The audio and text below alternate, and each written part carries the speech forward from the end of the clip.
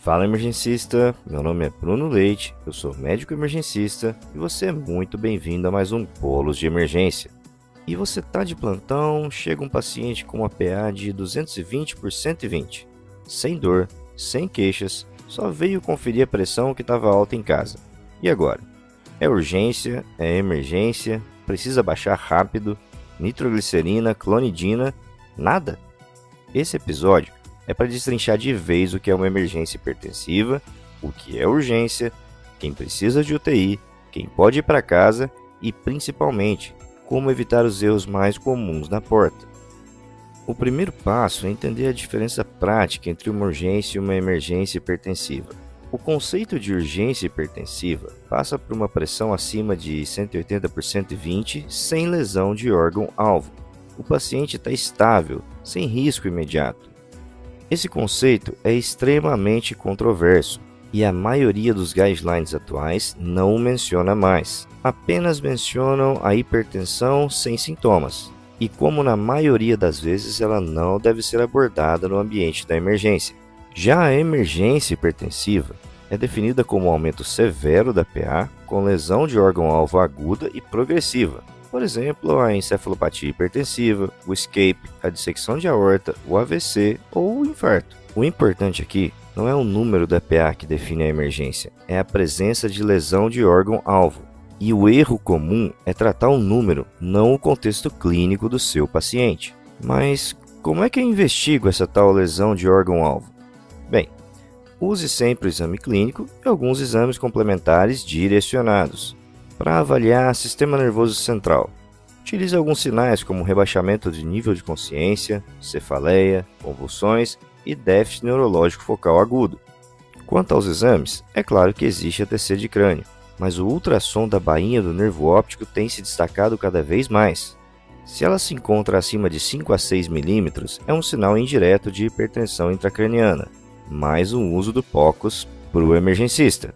Para avaliar sistema cardiovascular e pulmonar, avalie a presença de dor torácica, dispneia, estertores e alguns exames como eletro, raio-x, troponina, BNP, o eco e o ultrassom pulmonar.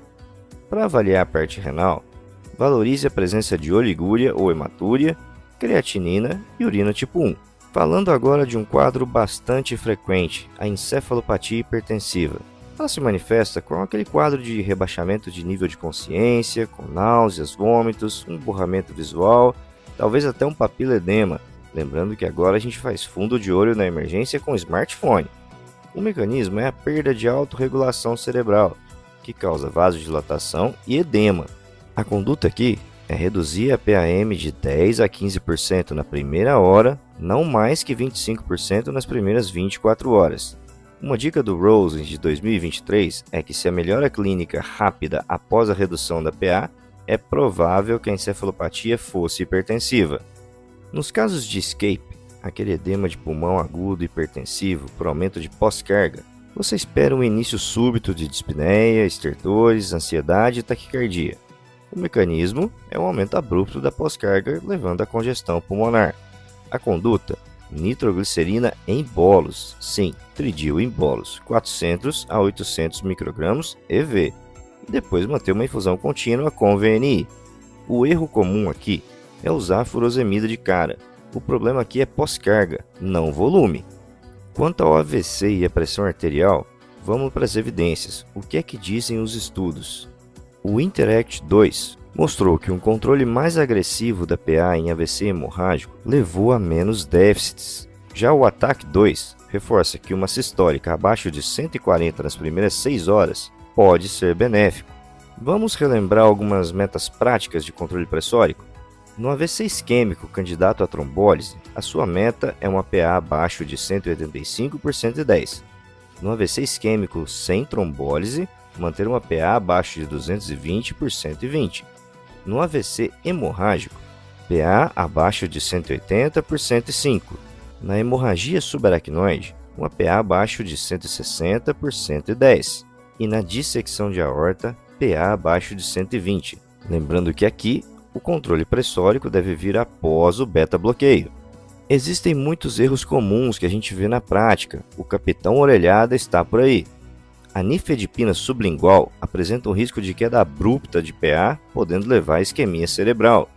Reduzir a pressão agressivamente em uma urgência hipertensiva, principalmente em casos assintomáticos. Ignorar a presença de lesões de órgão-alvo, por exemplo, confundir encefalopatia com uma tontura emocional.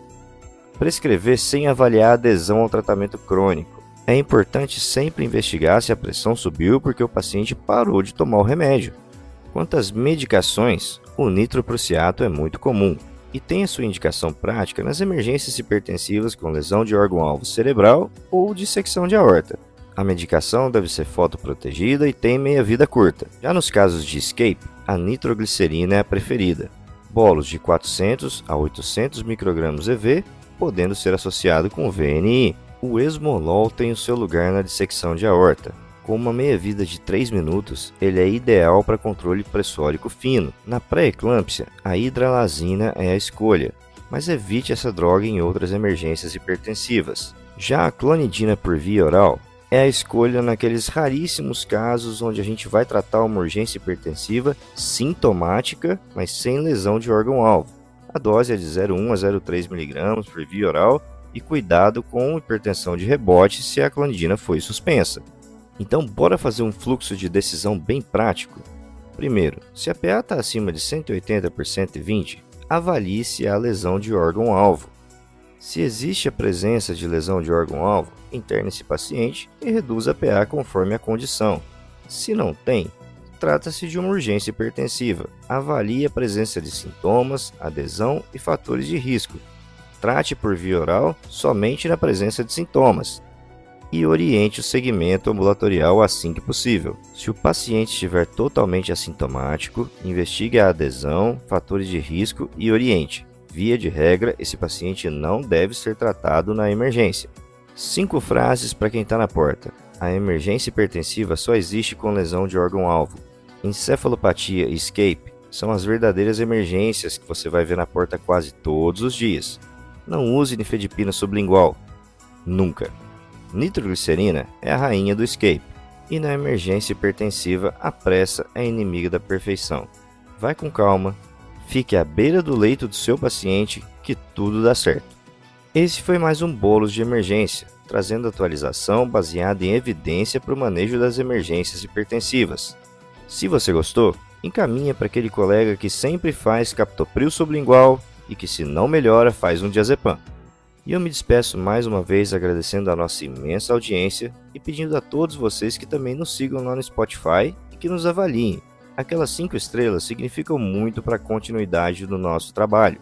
Volto a deixar à disposição o meu Instagram pessoal, @drbruno_leite, para todos aqueles que queiram trocar uma ideia sobre medicina de emergência baseada em evidência e ser adicionados à nossa comunidade no WhatsApp, que já conta com mais de 1.200 emergencistas de todo o país e até de um pessoal muito fera que faz emergência lá fora. Por lá, todo mundo sabe que conhecimento bom é conhecimento rápido.